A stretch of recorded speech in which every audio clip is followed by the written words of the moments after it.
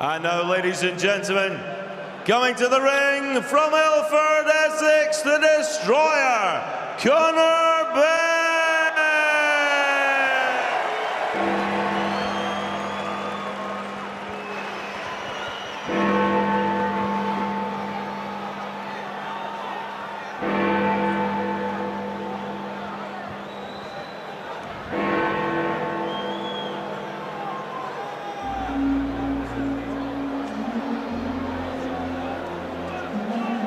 It is, of course, far too early to start questioning whether this man will emulate his father. What we've seen so far is he is going to be exciting and fun to watch. 2 fights as a professional after a limited amateur career, made his debut in this ring in April. That went less than a round. A little bit tougher for him at the end of May in Glasgow when he went the full 4 with tough Luke Kelleher of Halifax. And even he came out of that one saying, you know what, I'm going to have to work on the defensive side of the game a little bit. Father Nigel not here tonight. He's come over from Australia for the first 2 fights, but he's stayed at home for this one. Conor says he talks to his dad every single day. Just wants to learn, wants to improve, wants to get better. He's in a good gym for that, the Tony Sims gym, where he spars with the likes of a real good pro like Ricky Burns. And he's not 20 till later this year, Jim. He's just soaking everything up at the moment. Yeah, this is still his introduction into the pro game. The main thing is that, I mean, coming from a famous father, you have to find your own style. You don't want him trying to do it the way your dad did it. He's very aggressive. There's a lot of work to be done. In this stage of your career, you're practicing, you're learning. Don't be in too much of a hurry to get everybody out there in 1 round, 2 rounds. Practice, develop. But he certainly looks a really bright bit of talent. And mentally, he's pretty tough as well. I was very impressed with the way he handled his media commitments this week when Chris Eubank Sr. for some reason decided to get under his skin.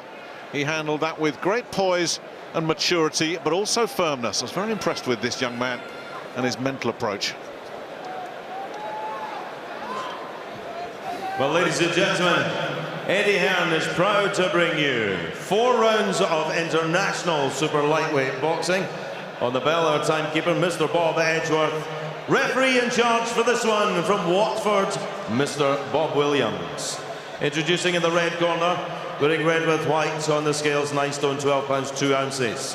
He comes to the ring in his 11th professional contest from Prague, Czech Republic, Lukas Radic. And in the blue corner, wearing the black shorts with silver trim, on the scales 10 stone 4 pounds. A perfect record. 2 wins from 2 contests, 1 win inside the distance.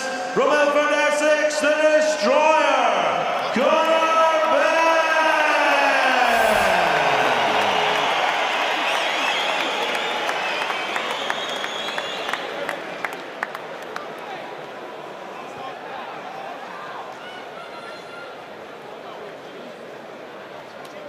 Come on, Ben. Okay, lads, obey my commands. In the event of a knockdown, the fighter standing will go to the furthest neutral corner and stay there. Defend yourself at all times, touch gloves. This is probably not a good moment to go wandering off and seeing what's happening elsewhere. Conor Benn is all action.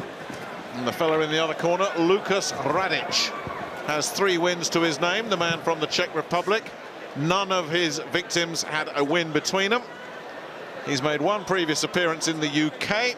He was stopped inside a round by Antonio Cunahan, who's the son of Birmingham trainer Paul Cunahan, inside a round. He'll be hoping to go a little bit better this time. But Benn is a flurry of activity and whirring arms and fists when he gets going. Doesn't think about defense, as you say, Jim. He's still very much in the learning phase of his career. But he was saying this week, I want to show some more boxing ability rather than just coming out all guns blazing. Let's see if he'll take his time with Radic here and just put on a little bit of a show. Yeah, well, as I say, this is a stage you want to practice things that you've been trying out in the gym. You're practicing for real. You know, it's not just a case of jumping on opponents and trying to get them out of there. You want to do the job in a professional manner, and that way you'll develop. He certainly has a fair bit of skill and power. Picked a couple of nice shots there and got himself out of range. And that was a nice little combination he just threw there as well. We've seen a bit more movement, a bit more footwork, and a lot more thought in this opening minute or so than we've seen in his previous fights. Picked another nice shot around the back of the guard there. Radic, a little bit desperate there. Yeah, that's good defensive stuff from Benn. You know, nice upper body movement, concentrating on what's coming back as well as what he's doing. This is good. Good, sharp, fast hands as well here, Conor Benn.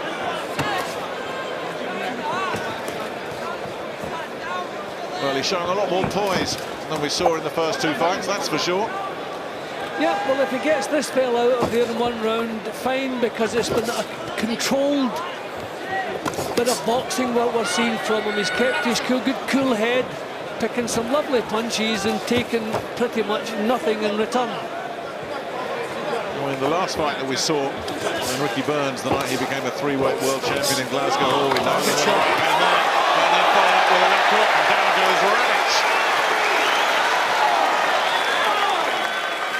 Real viciousness in those shots. Now he's got 40 seconds to get through here. Can Benn get him out of there, inside a round? That'll do it. I don't think he's getting up from that. That is waved off by Bob Williams, quite rightly. That was a very heavy knockout indeed. Dr. Ashwin Patel is already in there, and Conor Benn has realised, hang on, let's just make sure this fella's okay before we do any celebrating. Bob Williams, the referee, wisely just takes Benn into a neutral corner. That really was a heavy one. Yeah, that was a kind of unfortunate situation because you knew exactly what was coming, but I mean the referee really couldn't have rescued him. There was no reason for a referee to step in there, but you pretty much knew, you know, what was coming. And full credit to young Benn. He's not celebrating, you know, he's shown concern for his opponent as he lies there. I'm sure they'll be keeping him there as a precaution, but that was a heavy finishing blow. Yeah, and he went down heavily. And that was Conor Benn's immediate reaction as well. Nobody told him to go over and check on the opponent. He just went straight there. He knew, hang on, this might not be too clever here. Tony Sims has just gone over to have a look, and I think he's come away satisfied that this is going to turn out okay. He's on his feet, and relief around the O2, and no one more relieved than Conor Benn. For a moment there, we were worried. That was a very heavy knockdown indeed. Shows the kind of power he's got when he times his punches, Conor Benn. I mean, if we're being honest, we pretty much expected a quick night for Conor Benn. 1 round, 2 rounds, it's okay, but the manner in which he did it was control all the way, a cool head, and then when he saw his chance, first knockdown, left hook, there it goes. Good, solid punching. He has natural balance, and that's where power comes from.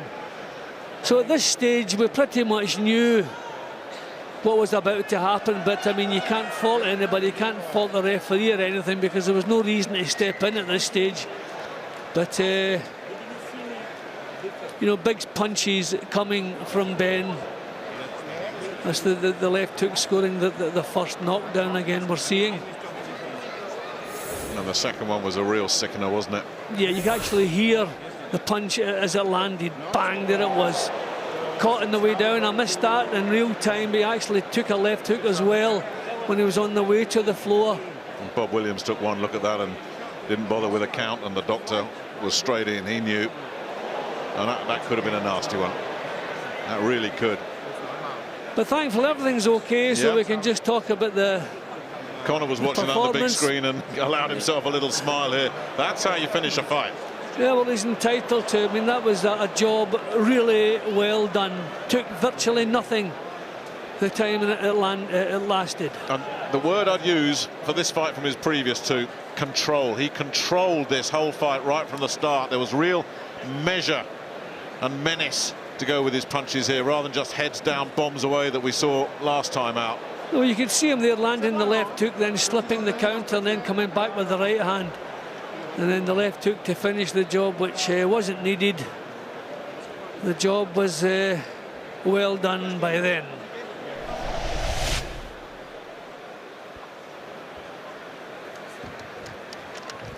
Ladies and gentlemen, the end comes at 2 minutes and 31 seconds of round number 1. Referee Bob Williams dispenses with the count. The winner by technical count out. The journey continues for the undefeated destroyer, Conor Benn! Well, it's not easy carrying around the surname of a living legend. That's what Conor Benn has to deal with. But he's forging his own path here. 3 fights, 3 wins, real excitement, 2 stoppages, very, very early in his career, of course. Nobody's going to get carried away too much yet. Much, much sterner tests ahead of him. But you can see why there's some excitement around Conor Benn. He's clearly learning, and he's learned a lot since his last fight in May. That was a very, very impressive performance as well. Let's see what he thinks of it. He's with Andy Scott. Conor, an explosive finish after a patient and controlled build-up. Was that the exact sort of controlled performance you wanted to produce tonight? Yeah, I think I've shown I can fight. It was time for me to really take my time today and really start learning how to box, and eventually it will all blend in together.